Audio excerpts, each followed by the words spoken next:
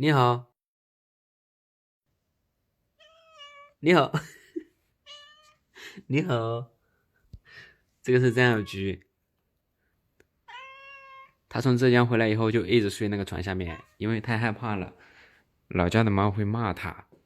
这地下太湿了，他的房子还没建好，看到没有？这是给他回来临时住的地方。这边拉屎、吃饭、喝水，就摸爪子、睡觉都在这里。但是现在他不睡这里，他太害怕了，他睡床下面去了。你看，他就是从这里进去的，然后就露个小脑袋出来。啊？干嘛？好搞笑啊你！你好，张小菊，你想干嘛？你看这肥不隆咚的大冬瓜，嗯，说话。你看这尾巴，看那个小脚。现在给他放一点吃的，让他去吃饭。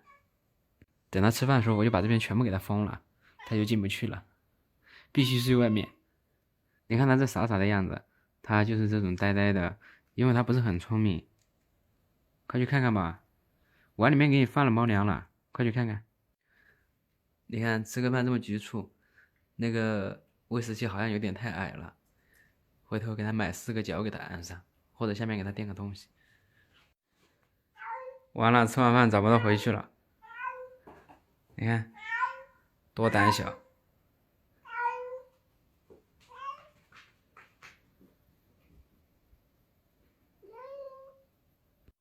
他想去床下面，他都不认识我的，他其实还是不是很亲人，就是因为经常喂他嘛。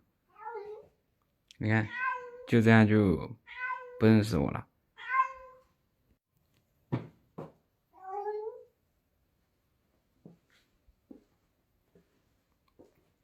咪咪咪咪咪咪咪，你看，我去，这怎么得了？这不堪一击，好吧？算了，等他睡床下吧。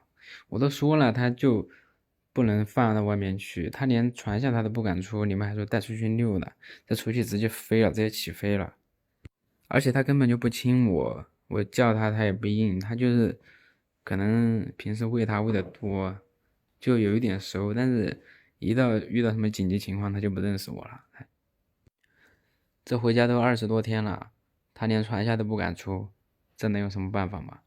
所以说才给他弄房子让他活动，就没有想过说要带他出去，他带出去直接就跑了，逮都逮不到了。你看这掉的毛，这就是应激掉的毛，他一应激他就掉毛，就这么在家把船给他封起来，他就得应激了。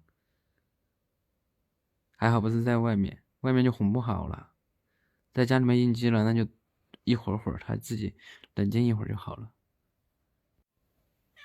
干嘛？嗯？